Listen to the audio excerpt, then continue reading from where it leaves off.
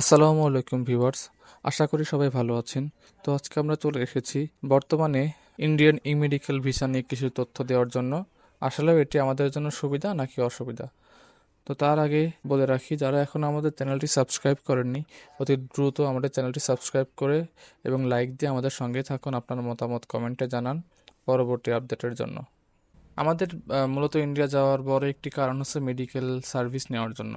তাদের medical service বাংলাদেশের থেকে তুলনামূলক ভালো হওয়ায় এবং অ্যাফোর্ডেবল হওয়ায় অনেকেই নিজের সাধ্য অনুযায়ী ইন্ডিয়া যেয়ে তাদের চিকিৎসা সাধন করে। এদিকে সমস্যা হচ্ছে ইন্ডিয়ান ভিসাটা নিয়ে। ইন্ডিয়ান মেডিকেল ভিসা সাধারণত তারা বলে থাকে 1 কর্মদিবসের ভিতর দিয়ে দিবে, বাট কোনোভাবেই কেউই কোনো সময় 1 দিনের ভিতরে পায় না।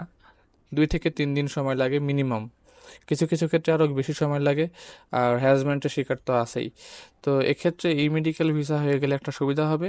সে অনলাইনে আবেদন করার পরে তার মেইলে যদি ভিসাটা হয়ে যায়, সেই ভিসার একটি কপি তারা দিয়ে দিবে। তারপরে সেই ব্যক্তি সেই মেইলটি প্রিন্ট করে, সেই প্রিন্ট আউট কপি দিয়ে যে কোনো জায়গা দিয়ে আপনার ইন্ডিয়া প্রবেশ করতে পারবে।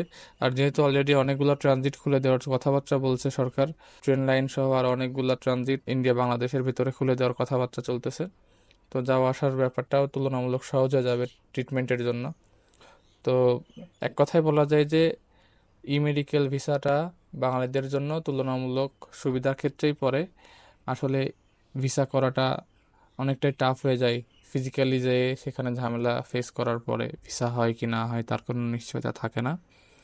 অলরেডি যারা ইন্ডিয়া গিয়েছেন মেডিকেল ভিসার জন্য, তারা অনেকেই ই ভিসার ব্যাপারটা জানেন। কারণ যখন আপনি হসপিটাল চেঞ্জ করবেন অথবা হসপিটাল চেঞ্জ করার পরে গভর্নমেন্টকে ইনফর্ম করবেন, অথবা আপনার ভিসার মেয়াদ পার হয়ে যাওয়ার পরেও আপনি ইন্ডিয়াতে স্টে করতে চাচ্ছেন, সে অবস্থায় আপনাকে FRRO নামে একটি পয়েন্ট আছে, যেখানে আপনাকে আপনার যাবতীয় ডকুমেন্ট দিয়ে নতুন করে ভিসার সময় বৃদ্ধি করার জন্য আবেদন করতে হয়। তখন যেভাবে আপনাকে মেলের মাধ্যমে সেই ডকুমেন্ট তারা দিয়ে দেয়, অনেকটা এভাবেই আপনি ই ভিসাটা পেয়ে যাবেন। যার ফলে তুলনামূলক সহজ এবং ঝামেলাবিহীন আপনি মেডিকেল ভিসার ব্যাপারটি করতে পারবেন এবং সহজে ইন্ডিয়া যেতে পারবেন। তো আশা করি বুঝতে পেরেছেন। আম, পরবর্তী আপডেটের জন্য আমাদের সঙ্গে থাকুন। এ ধরনের ইন্ডিয়ান ভিসা সংক্রান্ত নানা তথ্যের জন্য আমাদের চ্যানেলটি সাবস্ক্রাইব করে রাখুন।